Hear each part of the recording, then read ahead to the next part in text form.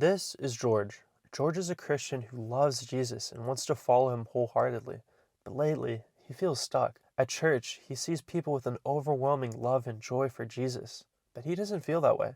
He reads his Bible, prays, shares his faith from time to time, but something feels missing. George wonders, how do I love Jesus more? How can I look back on my day and know I've truly loved him? If you've ever felt like George, I have great news. Loving Jesus isn't about becoming someone you're not. It's about aligning your life with His. And there's a key way to do this that many of us overlook. When we think about loving Jesus more, we tend to think about personal devotion, praying, reading the Bible. And while these are vital, there's something equally important that's often missed. What is this? Well, I'll let Jesus say it. Jesus said in John 14:15, "If you love me, keep my commands." And what are those commands? Well, in Mark 12:30-31, Jesus lays out the greatest commandments for us. Love the Lord your God with all your heart, and with all your soul, and with all your mind, and with all your strength. The second is this: love your neighbor as yourself. There is no commandment greater than these. These are the commandments we're called to follow, and Jesus takes it even further in Matthew 25:40. Truly I tell you, whatever you did for one of the least of these brothers and sisters of mine, you did for me. You see, when we serve others, we're not just being good people, we're literally loving and serving Jesus. The more you show the love of Christ to others, the more you are loving Jesus. So how can we serve Jesus in our daily lives? Serving doesn't have to mean organizing a mission trip or volunteering at a shelter every week. It can start in your home, your workplace, or your school. Those dishes that your family's been arguing about, quietly washing them without being asked is serving. It's loving Jesus. Helping the new coworker navigate their job, even though you could spend your lunch break scrolling on your phone, that's loving Jesus.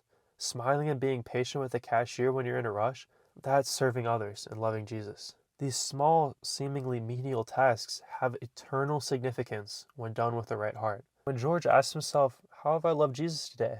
These are the moments he can look back to. You see, when you serve others, you're not just doing good deeds, you're learning the heart of Christ. Think about it. Jesus washed his disciples' feet, the job of the lowest servant. Why?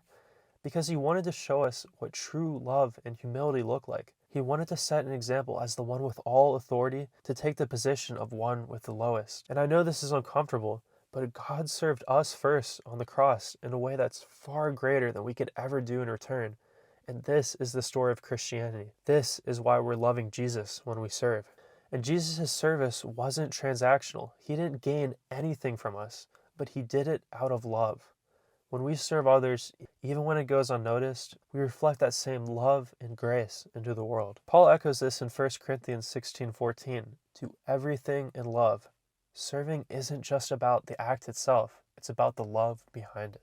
And here's what's going to happen to you when you serve. For one, it changes your heart. As you serve, you begin to see people the way Jesus sees them, with love and compassion. Secondly, it deepens your relationship with God. Serving aligns your life with God's commands and draws you closer to Him. And lastly, it transforms your perspective. The tasks you once saw as mundane, like doing chores or helping a coworker, become acts of worship.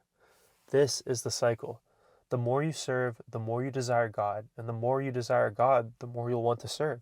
And you've probably heard the phrase, preach the gospel at all times, and if necessary, use words. While we should absolutely share our faith verbally, our actions often speak louder. And especially with people you've already shared your faith with, your character and servant heart might be the clearest picture of Jesus that they see. As you serve, you invite others into the kingdom of God, a kingdom where the King himself serves. So what about George? He learns that loving Jesus isn't about chasing a feeling or doing something extraordinary. It's about serving others in everyday life. As George starts serving his family, coworkers, and neighbors, he finds his love for Jesus growing deeper and more genuine. And as his heart becomes more and more aligned with our serving King, he's led into greater and greater ways to serve, to love God. And he makes a gospel-infused impact on the people around him. As Luke 16:10 says, "Whoever can be trusted with very little can also be trusted with much." So what about you?